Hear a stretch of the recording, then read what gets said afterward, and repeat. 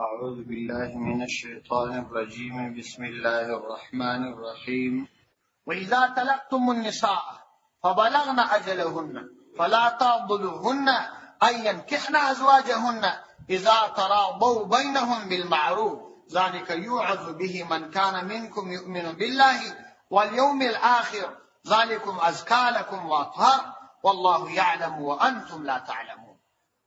دلیل دا دیرشم حکم دی یعنی وشتم حکم دی هغه دا دی چې کله ښځه دا خاوند طلاق کړل او د دې عده ختمه سول بیا د ورور یا د پلار کره ولاړل او وروسته هغه اول خاوند او دغه کوروالا دا دواړه په نکاح سره راضي سول نو دغه کورنۍ ته د دې اجازت نشته چې دا ښځه د نکاح څخه راوګرځي او یا دا بل ځای نکاح وکړي.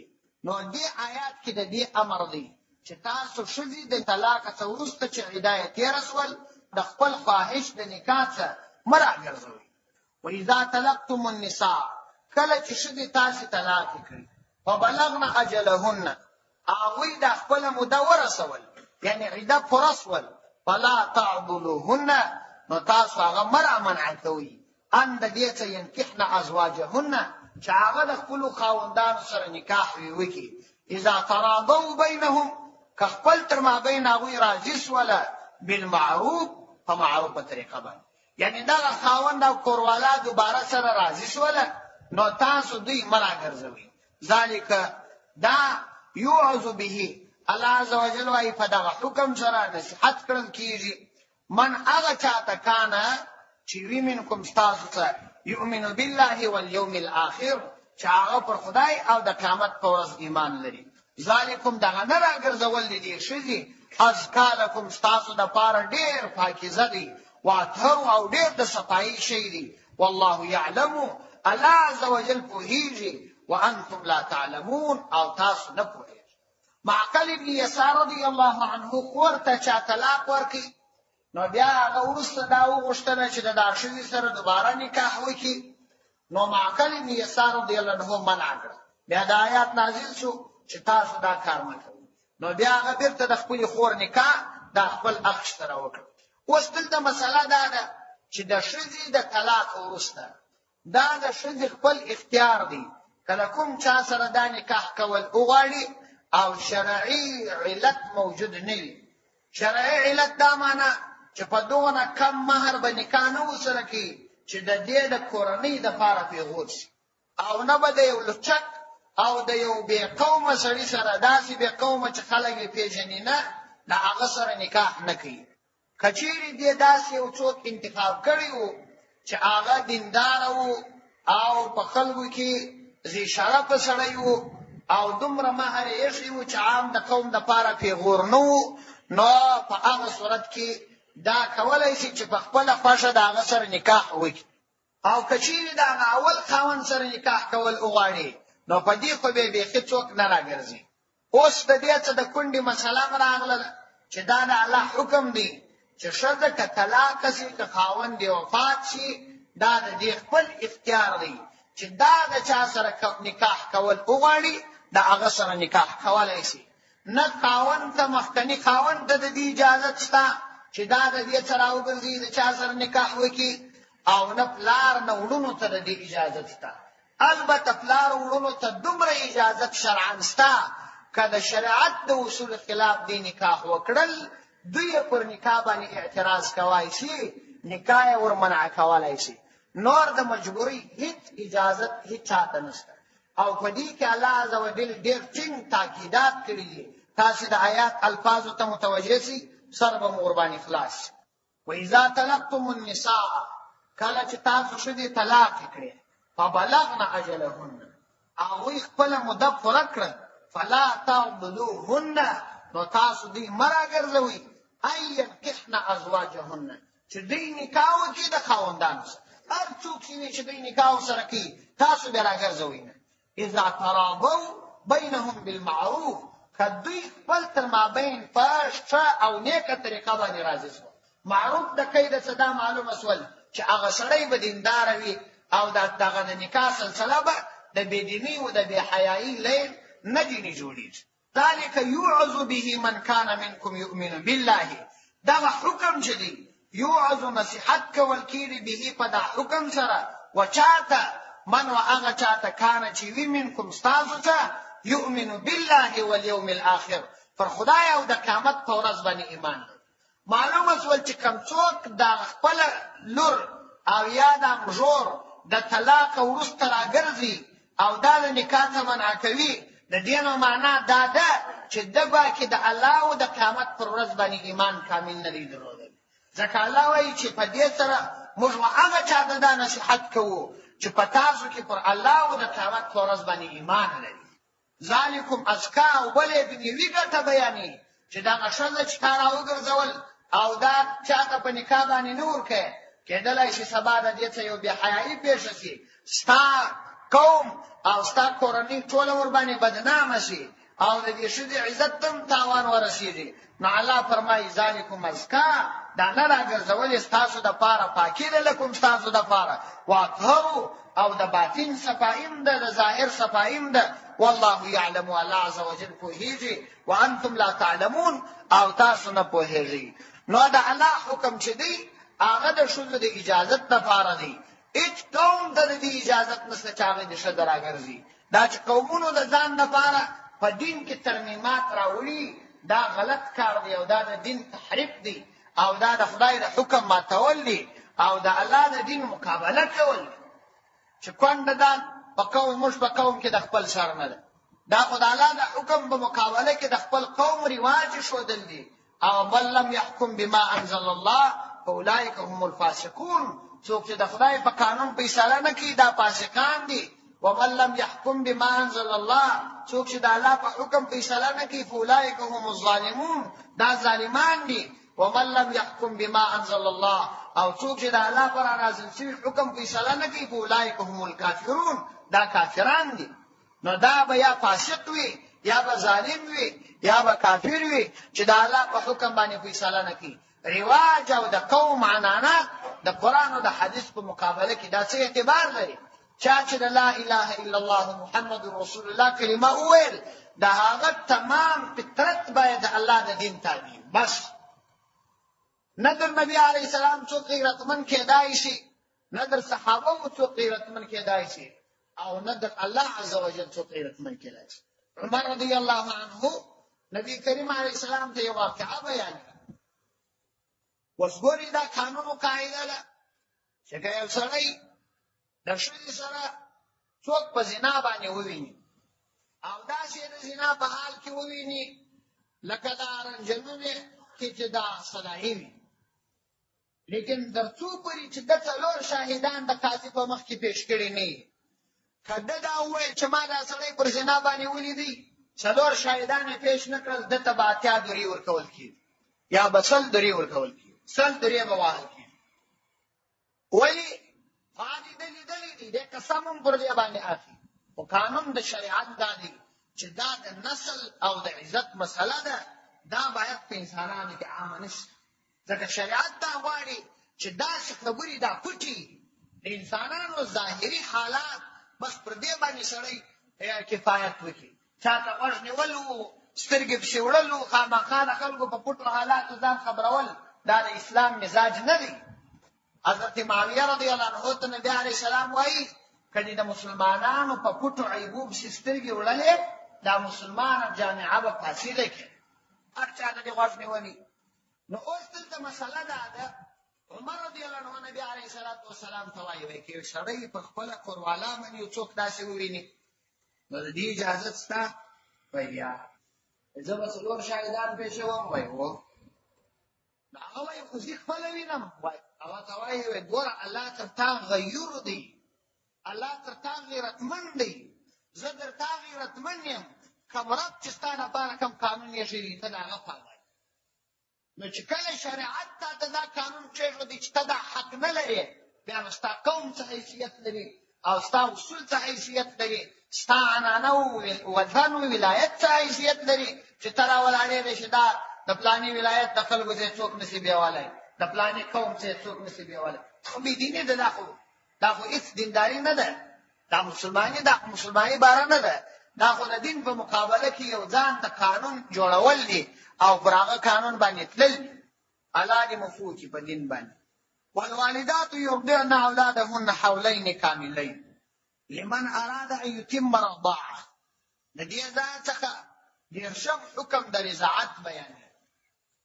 چونکې د طلاق مسائل مخکې بیان شول او مقصود هم دا دی چې دا د مسائلو بیانېدل هغه دا دی چې در ډېره حده کوشش وشي چې په کور کې ګزاره وشي او طلاق دا اصول دا شان مابین ته رانشي.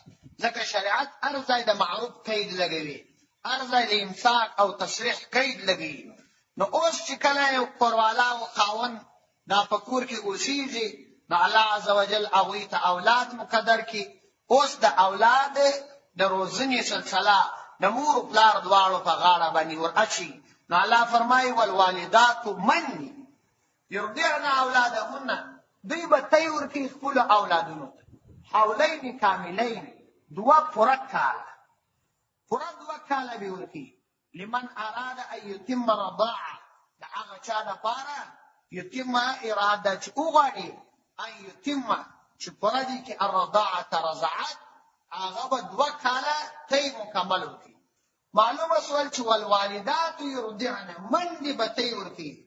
نو وایي کوچني ته د مور تی ورکول دا پر مور باندې دیانتن واجب دی.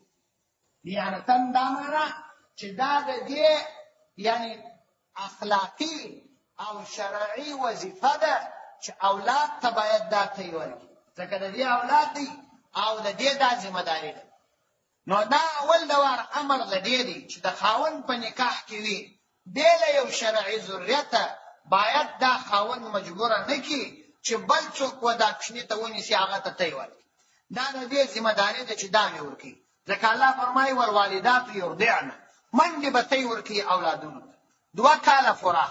لمن اراد ان یتم، د هغه چا دپاره چې وغواړي چې پوره دي کې رضاعت دوه کاله دې پوره وکړي. وعلى المولود له، او على المولود له پر هغه چا باندې المولود چې زیږول سوی وي د هلک له د هغه دپاره. دا یې پښتو ترجمه ده. مولود له ته مراد پلار دی. دلته ځکه پلار ته مولود له ویل سوي دي چې اصل کې د اولاد نسب د قوم د سلسلې دا په پلار پسې ځي، دا نسبي سلسله دا په پلار پسې ځي. ځکه نو ورته ویل سوي دي على المولود له. او پر پلار باندې رزقهن د دې ښځو رزق دی، وکسوتهن او د دوی جامه ده بالمعروف په ښه طریقه سره. دلته ګورئ دا دی رزقهن دا هن دا جمع راوړل سوې ده او کسوتهن کې هم جمع راوړل سوې ده. اشاره و دې ته ده چې یو سړی د څلورو پرې کوروالاوي کولی شي. ځکه رزقها او رزق کسوتها نه دي ویل شوي بلکې هن ویل شوي. رزقهن و کسوتهن د هغوی رزق او د هغوی کالي دا پر خاوند باندې دي چې خاوند دی ورکړي بالمعروف، په معروفه طریقه باندې، یعنی په صحیح طریقه باندې. دا نه چې نه فقیرانو کالي ورته راخستي ور باندې اغوستي دي او یا خپل خو بهترینه ډوډۍ خوري هغوی ته چې میلمنو ته یې ورکړي په کوټه کې. میلمنو ته چې ډوډۍ په کوټه کې ورکړي دا زموږ پښتانه پښتانه بسترخوان غوښتي دي، شا غوښتي دي. میلمنو ته هغه اعلی ډوډۍ ورکړي، هغه وروسته چې هغه پسخورده پاته د هغه راواستي په ښځو یې خوري. دا اوس غیرت دی، هغه بېدیني ده. الله وایي چې پر تاسو باندې دی رزق دی. نو اصل در ټولو ښه نفقه پر اهل عیال باندې ده. پیغمبر علیه السلام وایي تر ټولو ښه نفقه دا ده چې سړی په خپله کورنۍ باندې ښه شی مصرف کړي. نو ډوډۍ او د هغو نفقه او رزق دا پر د خاوندانو باندې بالمعروف په صحیح طریقه باندې.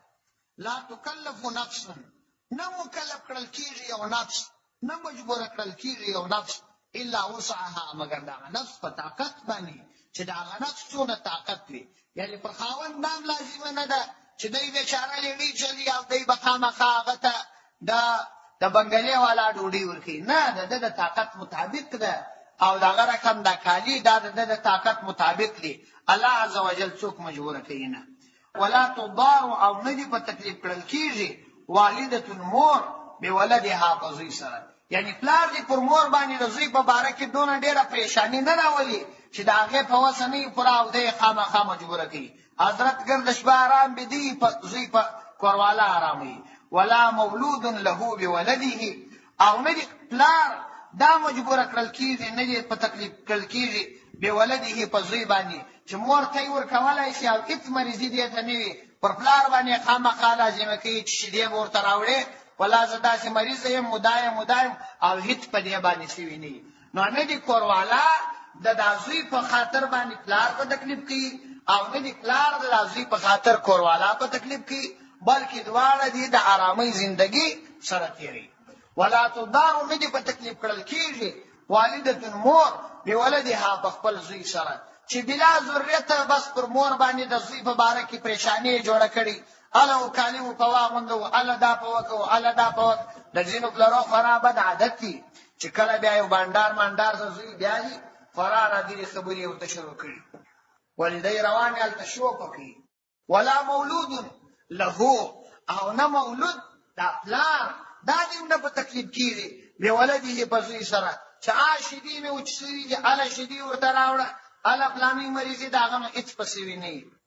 وعلى الوارث مثل ذلك، الله عز وجل فرمایي پر وارث باندې مثل ذلك د دغه په مثل باندې، وعلى الوارث پر وارث مثل ذلك د دغه پلار او د مور په مثل باندې.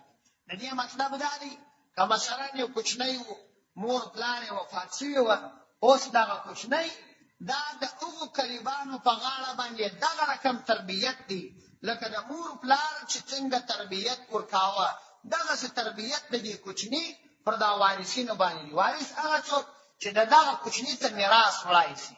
کوم څوک چې د دغه کوچني ته میراث وړي، مثلا اکا یې د میراث ورڅه وړي، یا مثلا دغه رقم خور یې د میراث ځینې وړي، پر هغوی باندې د دغه کوچني دغسې تربیت لازمي دی لکه څنګه چې د مور پلار د تربیت ورکاوه. فإن اراد فصالا، که دغه مور او پلار دواړو اراده وکړه، فإن ارادا ورې د تثنیې صیغه ده، که دواړو اراده وکړل فصالا د کیسه د پرې کولو د دې کوچني عن تراض منهما، په دواړو پر رضا باندې، عن تراض پر رضا باندې منهما د دې دواړو، یعنی پلار او مور دواړه سره راضي شول. معلومه شول چې یوازې به مور هم کوچنی پر خپل سر د کیسه نه پرې کوي او یوازې به پلار هم نه پرې کوي، بلکې دا د دواړو مشترک اولاد دي، د دواړو رضا پکښې لازمي ده. وتشاور، او په مشوره باندې مشوره یې وکړله چې دا کوچني ته مثلا یا دا شیدې تاواني وي او یا مثلا کوچنی نور ضرورت نه ورته لري، فلا جناح علیهما، نو پر دې دواړو باندې ګناه نشته، یعنی د دې اجازت شته چې د دې څه یې پرېږدي.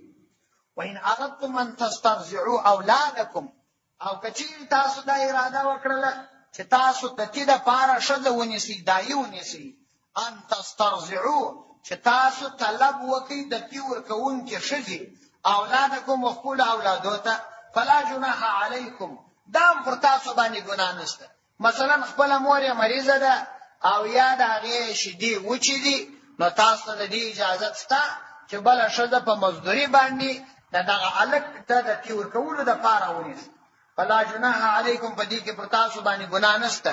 لیکن اذا سلمتم، که تاسو وروسپارئ ما آتیتم، هغه چې تاسو ورکوئ دغه داعي ته بالمعروف په صحیح طریقه سره، یعنی بله ښځه په پیسو باندې تاسو ونیوله، نو تاسو ته د دې جواز شته چې بله ښځه د دې ورکولو دپاره په کرایه باندې ونیسئ چې هغه دا کوچني ته تی ورکوي. لیکن چې کومه پیسه مو مقرره کړې ده د ښځې تنخواه، هغه تنخواه پوره ورکړي. واتقوا الله، د الله عز وجل څخه وبېرېږئ. واعلموا پوسئ ان الله بما تعملون بصیر، چې یقینا الله عز وجل په هغه چې تاسو یې عمل کوئ بصیر ښه لیدونکی. اوس نو د کوچني د تیمو دا کې اختلاف دی.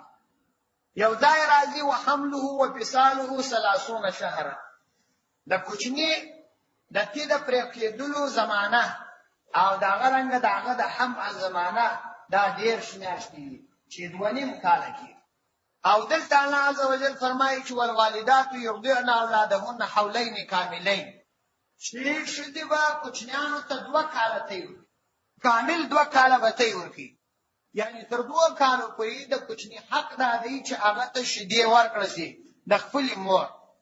او هلته 10 میاشتې یادې شوي دي.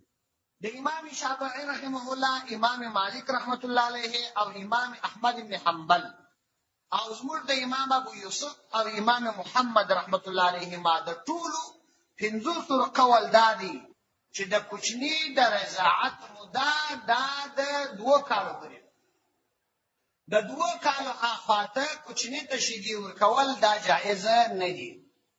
او د امام ابو حنیفه رحمه الله څخه یو قول دا دی چې 2 کاله موده ده، او یو قول یې دا دی چې 10 میاشتې یعنی 2.5 کال. هغه استدلال په هغه آیات باندې کوي چې وحمله وفصاله 30 شهرا. نو بیا د دې اصلي تطبیق دا دی که کوچنی دومره مریض وو او د صحت تفادونه پاته وو چې پر 2 کاله باندې د کیسه پرې کېدلو د وجود ته تاوان کوي، نو وايي بیا د دې اجازه شته چې 6 میاشتې نور دي هم د مور ته ورکړي، حرام نه.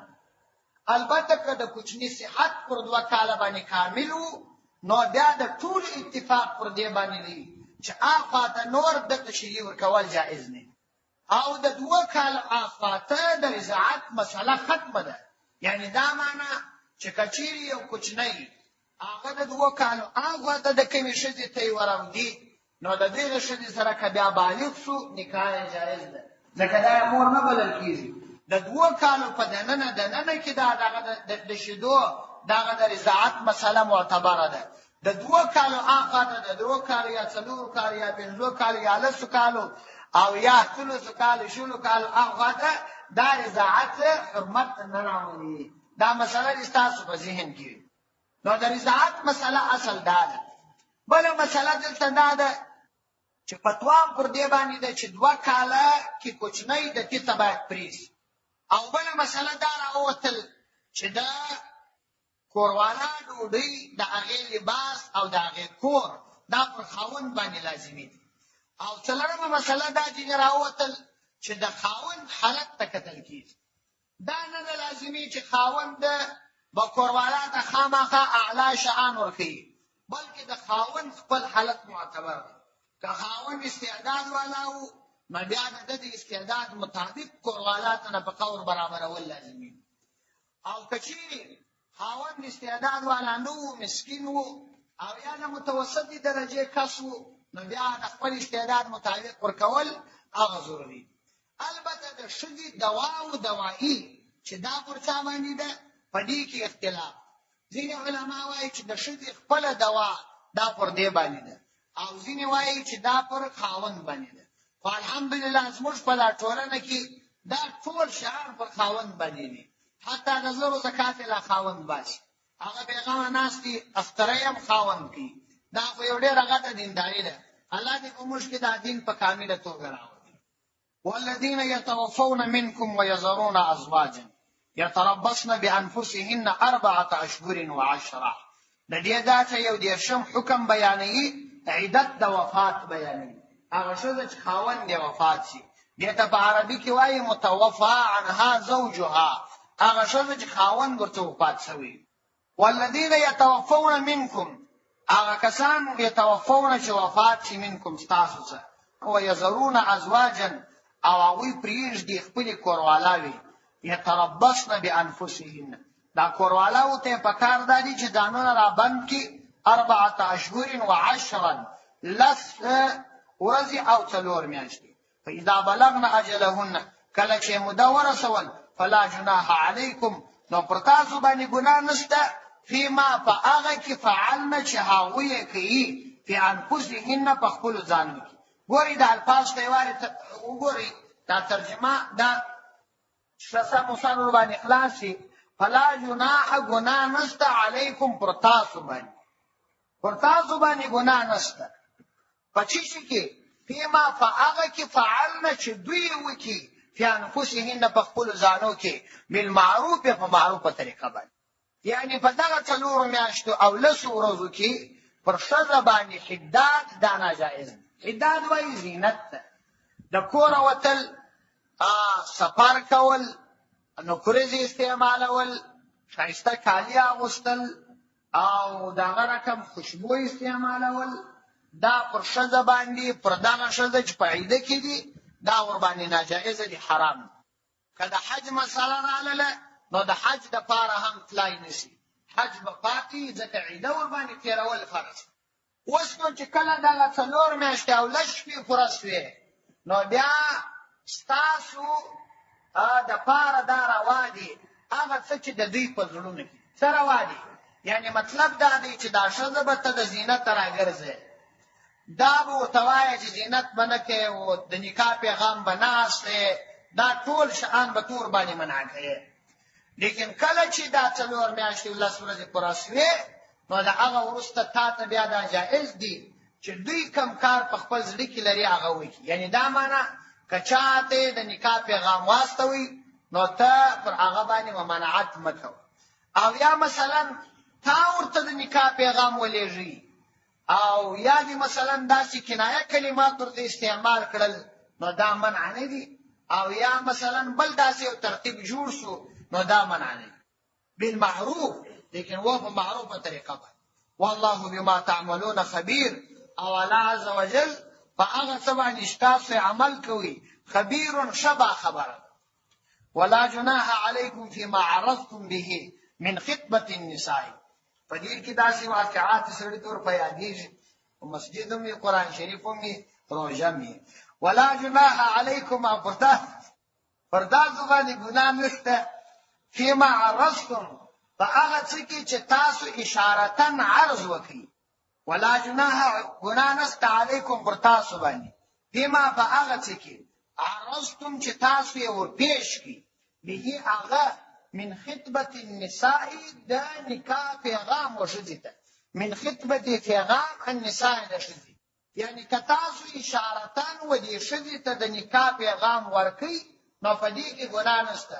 مثلا په داسې شکل ورته ووایه چې زما مولا د یو نیکې دیندارې ښځې سره د نکاح خواهش شته، او یا یو نیکه ښځه الله پاک را پیدا کړې وای، داسې کنایتن کلمات که وویل شي نو دا منع نه دي. او اکننتم فی انفسکم، او یا هغه چې تاسو یې پټوئ فی انفسکم په خپلو زړونو کې، یعنی کم خواهش چې ستا په زړه کې وي هغه ته پټوې خو داسې کنایتن یې واضح کې نو دا منع نه دی، دا جایز. علم الله انکم ستذکرونهن، علم الله الله پوهیږي انکم چې تاسو ستذکرونهن ستذکرونهن چې دوی به ذکر کوئ. یعنی دغه ښځه چې خاوند یې وفات شوی دی کونډه ده، تاسو به د دوی یادونه په خپل زړه کې کوئ، یعنی د نکاح اراده و دا به تاسو لرئ. ولکن لا تواعدوهن سرا، لیکن دونه خبره ده تاسو وعده مه کوئ د دوی سره سرا په پټه، په پټه دا د نکاح پیغام جوړوئ مه، بلکې په عامه باندې کنایتن داسې کلمات استعمال کړئ چې د نکاح د ترتیب د جوړولو لاره اواره شي. خو په پټه باندې ټلیفونونه دا کول دا حرام دي، دا جایز نه دي. الله فرمایي ولکن لا تواعدوهن، تاسو وعده د دوی سره مه کوئ سرا په پټه باندې، الا ان تقولوا قولا معروفا، مگر دا که د معروفه طریقه وي، مثلا یو پیغام استول کېږي د بل چا په ذریعه باندې نو دا بیا پروا نه لري. الا ان تقولوا، مگر دا چې تاسو ووایاست قولا معروفا یوه معروفه خبره. ولا تعزموا عقدة النکاح، او تاسو د نکاح د عقد عزم مکوئ حتی یبلغ الکتاب اجله، تر څو چې رسېدلی نه وي کتاب اجله خپلې مودې ته. یعنی تر هغه وخته د نکاح عقد مکوئ، نکاح مکوئ تر څو چې عدت پوره شوی نه وي. یعنی دغه وخت د عدې چې ټاکل شوی دی دا چې پوره شوی نه وي تر هغه وخته پورې نکاح مکوئ، ما نکاح کوئ او ما د نکاح تعلق سره. ولا تعزموا، او تاسو عزم مکوئ عقدة النکاح، د نکاح د عقد حتی تر داسې وخته پورې یبلغ چې ورسېږي الکتاب و کتاب اجله خپل مقرر وخت ته چې هغه د عیدې مقررېدل. واعلموا پوهسئ ان الله عز وجل يعلم پوهیږي ما په هغه کې انفسکم چې ستاسو په زړونو کې دي، فاحذروه د الله څخه وویریږئ. واعلموا پوهسئ ان الله غفور حلیم، الله عز وجل غفور بخشونکی او د حلم او بردباری خاوین او لایق. درودیشم حکم د طلاق قبل الدخول بیانی. لا جناح علیکم ان طلقتم النساء ما لم تمسوهن او تفرضوا لهن فريضة ومتعوهن على الموسع قدره وعلى المقتر قدره متاعا بالمعروف حقا على المحسنين. فدې کې دا حکم بیانېږي لا جناح علیکم پر تاسو باندې ګناه نشته ان طلقتم النساء که تاسو ښځې ته طلاق ورکړئ ما لم تمسوهن تر هغه وخته پورې چې تاسو هغوی ته لاس ور وړی نه وي او تفرضوا لهن او یا تاسو مقرر کړی وي لهن هغوی لره فریضة څه مهر ومتعوهن او تاسو هغوی ته فایده ورسوئ علی الموسع پر مالدار باندې قدره د هغه د اندازې مطابق دی وعلى المقتر پر تنګدست باندې قدره د هغه د اندازې مطابق دی متاعا بالمعروف سامان بالمعروف په ښه طریقه سره حقا دا یو قاعده او لازمي کار دی على المحسنین پر نیکانو باندې. دا ته وایي طلاق قبل دخول. یوه ښځه چا په نکاح کړل د دې څلور صورت راځي. د نکاح څخه وروسته خاوند کوروالا سره یو ځای شوي نه دي فقط نکاح شوی او نه خلوت صحیحه راغلی دی او نه د دوی دواړو یو ځای کېدل راغلي. لکه عام طور دا زموږ او ستاسو چې رواج دی چې نکاح وشي نو خو 3 میاشتې 4 میاشتې یا 5 میاشتې بعد واده کېږي. نو په دغه وخت کې یو چا کوروالا ته طلاق ورکړي نو دا طلاق ورکولی شي چې ضرورت وي او مشکل پیښ شي نو دا طلاق جائز دی. نو لا جناح علیکم ان طلقتم النساء ما لم تمسوهن تر څو چې تاسو هغوی مسه کړي نه وي یعنی یو ځای شوي نه یاست. اوس په دې کې دغه طلاق د یو ځای کېدو څخه مخکې په دې کې 2 صورت دي. یو صورت دا دی چې مهر ټاکل شوی دی مثلا 2 لکه کالدارې مهر ټاکل شوی دی.